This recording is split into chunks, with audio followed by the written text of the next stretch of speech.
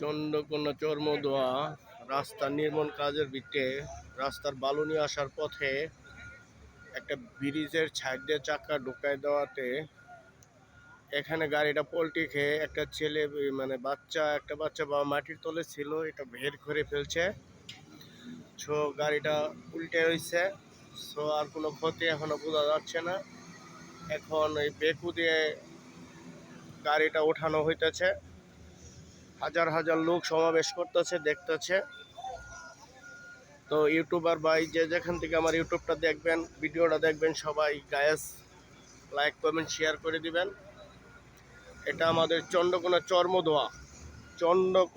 চর্মধোয়া সংলগ্ন রাস্তার যে কাজটা, নির্মাণ কাজটা যে হইতেছে, সেই কাজের বালু নিয়ে আসার পথে গাড়িটা পল্টি খেয়ে উল্টে গেছে। এই যে গাড়িটা যে দেখতে পারতেছেন, সে গাড়িটাই উল্টে গেছে।